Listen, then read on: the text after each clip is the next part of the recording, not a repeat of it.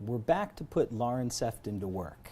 We're now going to hear about how Lauren and her colleagues in the admission office at Rhodes College use each piece of the application in their evaluation. Let's begin with those quantitative parts of the application. What do you look at and what are you looking for when you review a student's academic documents? The first and most important academic document is the student's high school transcript. And we are looking for rigor of curriculum in that transcript. We are looking for academic trends. Of course, we would love to see a student who has been a stellar student from the beginning of their high school career, taking all sorts of challenging courses and doing well in them. But we know oftentimes that high school requires a bit of an adjustment. And if that's the case, we would much rather see a positive trend in grades heading up than a negative trend heading down. And so we're looking at trends, we're looking at overall rigor of curriculum and overall performance in that transcript. We are also looking at standardized test scores, either the SAT or the ACT. And with the SAT, we mainly look at the critical reading and math scores combined. So our mid 50% range on the SAT was 1210 to 1370 last year. We reserve the right to look at the writing score, especially for international students for whom English is not their primary language, because that provides yet another confirmation of their English abilities. And then with the ACT, if they choose to take the ACT instead of the SAT, our mid 50% range was 26 to 31, with an average score of either 27 or 28 on the ACT. If a school provides national examination results, then we will certainly look at those, and we're in the context, at that case, of each individual country. And they are certainly welcome to email us. Students are certainly welcome to email us with specific questions about their individual country's examination results. But typically our students are high-achieving students, and so their scores usually reflect that as well. And then finally, we also require the TOEFL or the IELTS for students for whom English is not their primary language. And we have a minimum score of 95 on the TOEFL or 7.0 on the IELTS exams. You mentioned previously that Rhodes is part of the Common Application, which requires one essay from all applicants. In your opinion, what makes a good essay? The essay is my favorite part of the application to read, and I think most admission counselors will say the same thing. And most students will tell you that the scariest part of the application is the essay. So there's a bit of irony in there, but it is the one part of the application where the student's voice truly gets to come through. If you think about it, the rest of the application is all fill in the blanks or check boxes or lists that we've asked for. And the essay is a big blank scary piece of paper where the student has the chance to share whatever it is they wish to share with us that they don't think we're going to have an understanding of through the rest of the pieces of the application. And so for us, it's really a chance to let the student's voice come through and show that personality. We talked about the 5 Ps. A lot of personality comes through in the essay. I think the best essay is one that is authentic. And we expect the essay to sound like it's coming from a 16 or 17-year-old high school student. We know what that voice sounds like, and we're not expecting it to sound like a 45-year-old English teacher. And so we're really looking for an authentic voice, an authentic story. Honestly, I don't think that you can write an essay that I haven't already read in some way, shape, or form. Having done this for 11 years, most topics have been touched upon. So it's rare that I write a genuinely original essay in terms of creativity. But what I read every day and love every day are the essays that are genuine. And so it doesn't have to be genuinely original, it just has to be genuine and original to that student, but maybe not an original topic. The Common Application provides essay prompts, and those are posted online. Students can start working on their essay early. They will never go through their first draft and actually end up submitting that to a college. Write, rewrite, rewrite again, put it away for 2 weeks, come back to it, and then rewrite it. Because you'll go through several variations to figure out what's the authentic voice that you want to share with the admission committee.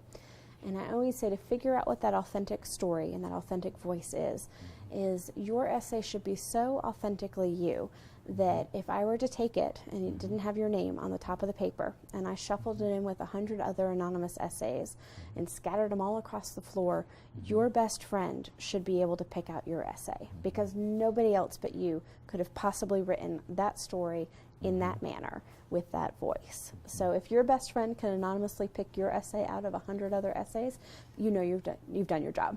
As part of the Rhodes supplement to the Common Application, you ask for a second piece of writing. And in that supplemental requirement, you simply ask, why Rhodes? So what is it that you're hoping to learn from this question? Several things, actually, including fit. We've talked about fit in this interview before, and I think the why Rhodes question really speaks to why the student feels that Rhodes is the right fit for them. It also lets us know if the student took the time to do the research. Well, let's start from the beginning. It lets us know that the student has taken the time to actually write a response to why Rhodes. And so if they're willing to do that extra step in writing a response that's specific to our college or university, we know they didn't just apply because they'd already filled out the Common Application, and why not? They can just hit the submit button. So for us, it's a measure of demonstrated interest. It's a measure of fit. It lets us know that the student has done the research, that they have been thoughtful in their admission process and college search process. They know Rhodes well enough to relate to why they can envision themselves there. And they're not just regurgitating the information on the website. I think that's really important. For many of our international applicants, I think they know our website better than we do. It's amazing the information that they can tease out about classroom locations and professors' research projects and student clubs and organizations and leaders of those clubs and organizations. And that information is available on our website, but in a solid why Rhodes response, I'm not looking for a simple regurgitation of those facts.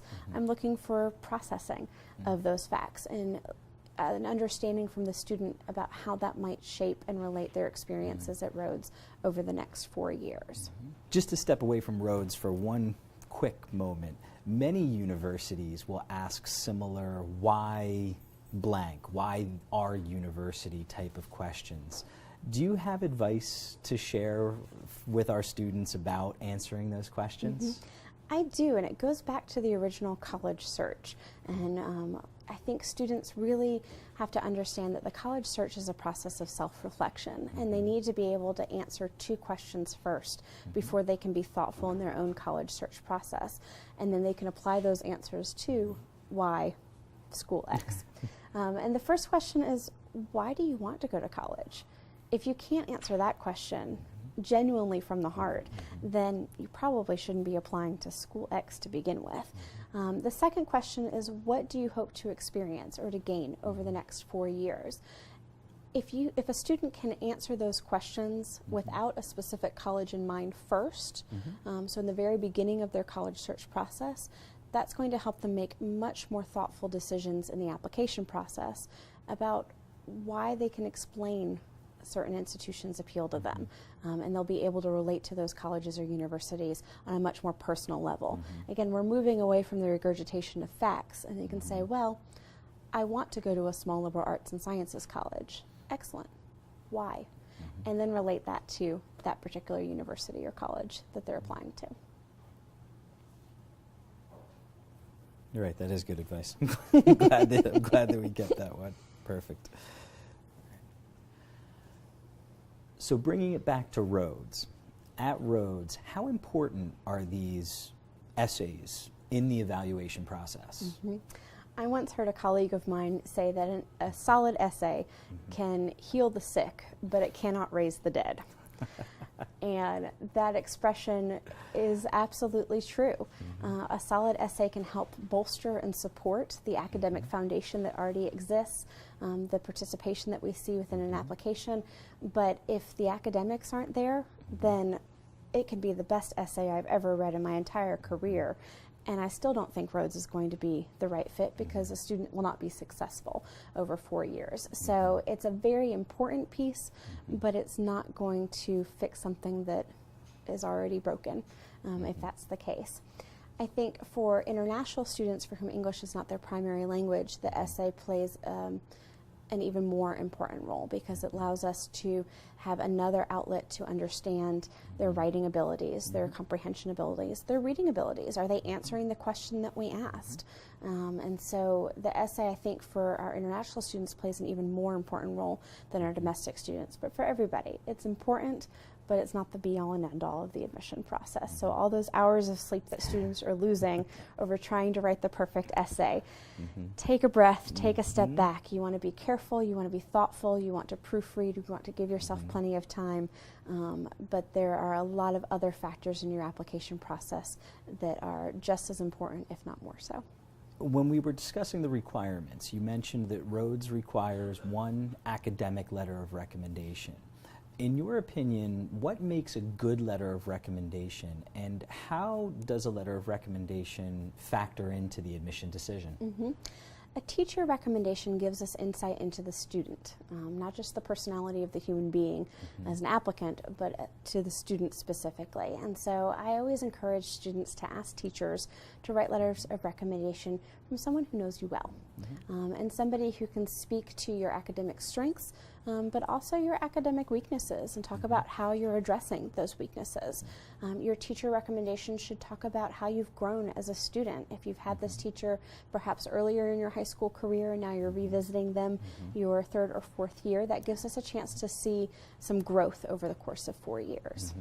When a student fills out the Common Application, they will be prompted to submit school forms. How does Rhodes use school forms within the evaluation process of an applicant? The school form is very helpful in providing context in a variety of ways, especially though for the transcript. It allows us to get a sense of the curriculum that's offered at that school and how the student may have taken advantage of that curriculum. The school report form may provide class rank if your school ranks. Can provide information about a GPA, whether it's weighted or unweighted, and what the highest level of GPA a student could possibly achieve or has achieved in that class. It gives us a sense to have context of greater school performance, and part of the school report form allows whoever is filling out that form to provide a commentary or a letter of recommendation along with it. So the counselor recommendation is oftentimes at least a one-page letter. Not always, it doesn't have to be, but oftentimes is a one-page letter that provides commentary on the student. And whereas a student's teacher recommendation provides commentary on the student in that one particular classroom, the counselor recommendation will provide context for the students in the entire class or in the entire school. And in some cases, if a school counselor isn't available to provide that context about curriculum changes or rigor of curriculum or school anomalies, transcript anomalies, then even the student can provide that information. So, for example, maybe a student had mono and missed several classes at one point during their second year of high school because of health issues.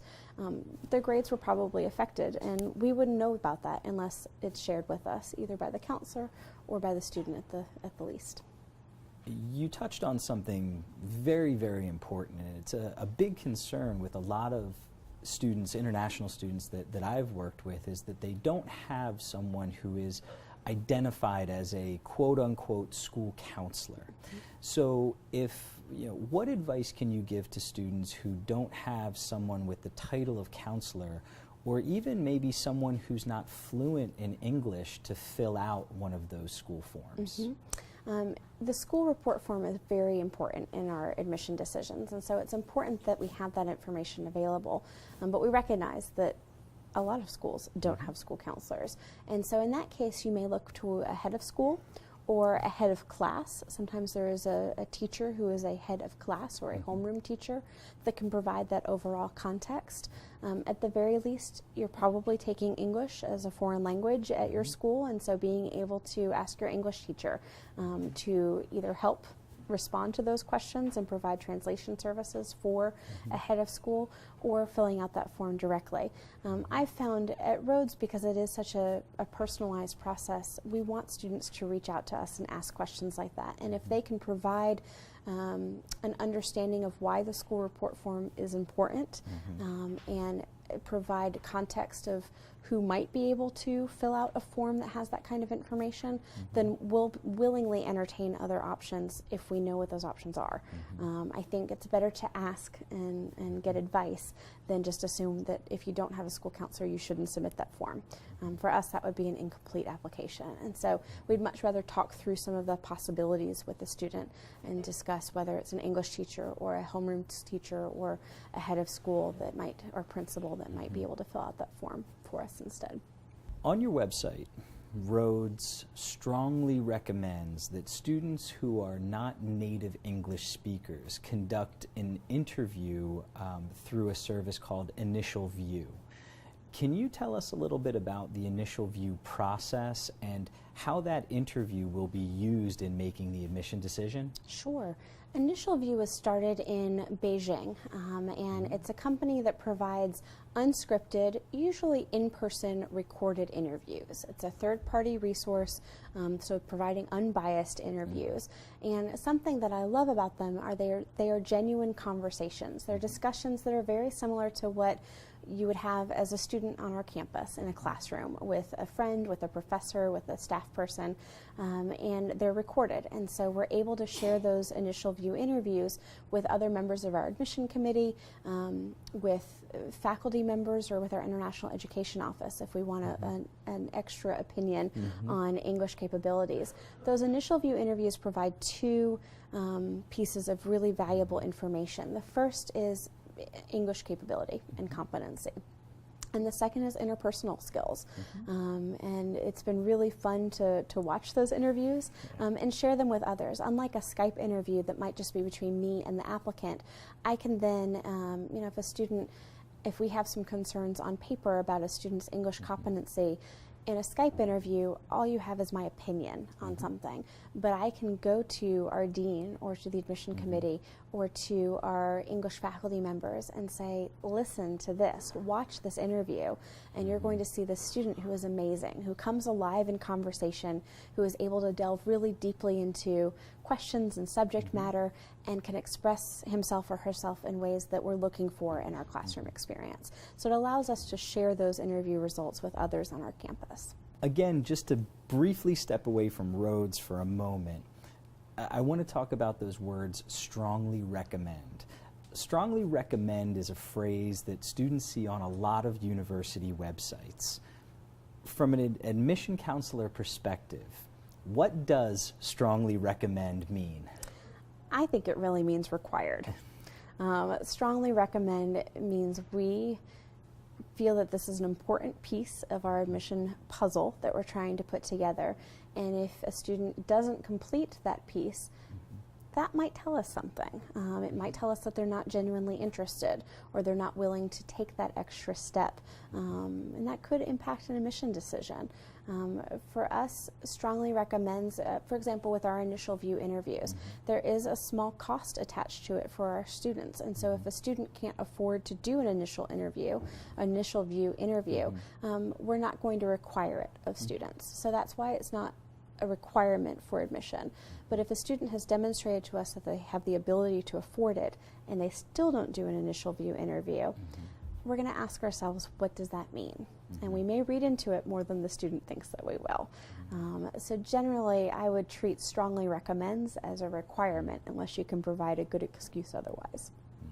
Again, to use the students that I've worked with as the example, a lot of them will say to me, my high school was not like a U.S. high school. We don't have organizations and clubs and activities. So from the university perspective, do your expectations about activities, participation, interests, do they differ for an international student than they would for a U.S. student? They do, for that exact reason. We understand that there are cultural differences in countries and between schools, really, and so we do take that into consideration. Although I'm finding that more and more applicants are able to find other outlets for those extracurricular activities. Even if your high school doesn't offer clubs and organizations, I'm still finding, especially in the last 5 years, more and more international applicants who have been very proactive in seeking out other opportunities, whether it's community service through another organization that's not school related, or starting their own service project because they've read about things online on the internet. They think that it would be helpful to bring something like that to their own community, and they take the initiative to do that. A lot of our European students aren't participating in sports and athletics through their high schools, but a lot of them are participating in community teams and club teams. So we'll see that for a lot of students. They find other outlets. Community service was not something that we saw a lot of from our Chinese applicants 10 years ago. We're seeing a lot more of it now. So it was certainly never an expectation previously, but it's slowly becoming one because students are being very proactive in taking the initiative. They're self-starters, and that's something that we really value on our campus. And so if a student's going to take the initiative and be motivated to go above and beyond, and not just join a club because it was easy to sign up in their school cafeteria, that's really exciting. And it's exciting to think what they might do once they reach their U.S. college campus home. So as a follow-up to that, you mentioned that in the past it wasn't an expectation, but you see it more and more. So how important are interests and activities and participation? How important are those in the admission decision? I think they're very important. Remember, one of those 5 Ps was participation. And so I think having students that are engaged in the community beyond the classroom setting is incredibly important, especially at a small school like Rhodes. With 2,000 students and most of our students living on campus and 100 clubs and organizations, there's an expectation that students will be involved in multiple clubs and organizations. Otherwise, we'd never support over 100 clubs and organizations for such a small campus. And it's part of the cultural norm. I honestly can't think of a single student, international or domestic, who's only involved with one club at Rhodes. They're all involved in multiple clubs and organizations and activities. And so that's sort of what looking at the right fit means. It's looking to see, are you the type of student that's going to jump in with both feet and be part of our community and not just part of our classroom? Because I think at a place like Rhodes, you learn just as much outside of the classroom as you do inside the classroom. So I would say extracurricular activities are very important, but there's not a magic or golden key or magic activity. There's no, if you join this club, you're automatically granted admission. And I think that works to our international students' benefits because so many clubs and organizations are different. They aren't run out of the high school, or they don't look the same as their U.S. counterparts. That's also a piece, I'm glad you brought this up, Eric, because I think something that we miss sometimes with students' applications is they list the activities they're involved in, but they don't provide any sort of context or clarification. And if you just list the title of a club, or even worse, the acronym of a title of a club or community organization or civic project, we may not know what that is. So I think it's very important for students to spend extra time developing that resume, clarifying the information that's on the resume, and making sure that it presents students in the best light. This is the opportunity, as we say in English, to toot your own horn. And we want students to really be self-advocates in the process and talk about the things that they're doing, because they're doing great things. They're doing some really exciting things. And we want to have the chance to explore those options and see if that's something we want on our campus too. Something that is written about a lot, and students come across this term but may not understand what it means, is demonstrated interest. Does Rhodes factor demonstrated interest into the admission decision, and why or why not? Rhodes very much factors demonstrated interest into our admission decisions, and it's something we've paid even more attention to in the last couple of years than when I first started working at Rhodes. Just like students want to know that we're interested in them as a college, we like to know that they're interested in us. And we do pay so much attention to fit that we want students to really research that and figure out, is this the right fit? And simply sending us an application isn't enough to signal to us alone that you think Rhodes is the right fit for you. So we do very much look at demonstrated interest. We emphasize it a bit more heavily for our domestic students because we recognize that it's easier to visit campus if you're in the U.S. and we're more likely to visit your high school or your home city. With just 2 of us traveling internationally, we're really excited to reach all throughout South America and Asia, but we don't travel to Europe, for example. So there's no expectation that we would visit with a student in Europe when we don't even travel there. So I think for international students, we look at demonstrated interest. We still look at demonstrated interest, but in a slightly different way. We'll pay attention to whether a student requests an interview, a Skype interview. We pay attention to whether a student asks if they can be put in touch with current students.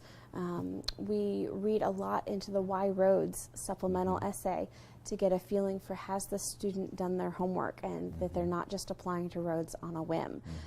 And so we're really trying to read between the lines to figure out, does this student genuinely want to be at Rhodes? Because we would like to admit students who are likely to enroll, who are excited about Rhodes. And so we do look at demonstrated interest very much. So among the pieces, are there some common warning signs that you see within international applications specifically that sometimes lead to denials? There are mainly in international applicants for whom English is not their primary language. And the biggest warning sign that we see is that they don't meet the minimum English competencies. They have below a 95 on the TOEFL, they have below a 7 on the IELTS, or we've done an interview and it hasn't gone well. And so for students that don't meet the English proficiencies, that's a pretty quick decision for us to make because we know academically they're not going to be successful with the level of reading and writing that's expected of a Rhodes student. Also in a similar vein, if there's a big disparity between standardized test scores and the writing samples, perhaps their scores are really low, and their writing samples are amazing, that sometimes leads us to question the authenticity of those writing samples. And the reverse, the scores are very high, but the writing samples are not solid. That leads us to wonder how they're going to do in the amount of writing that they have to do as a Rhodes student. So anytime there's a disparity between those writing samples and test scores, or sometimes we'll see disparities between the 2 writing samples, the essay from the Common Application as well as the supplemental essay. If they look like they've been written by 2 different people, that makes us raise a question in our mind about the authenticity of the student's application. And we'll be right back with the final piece of our interview with Lauren Sefton.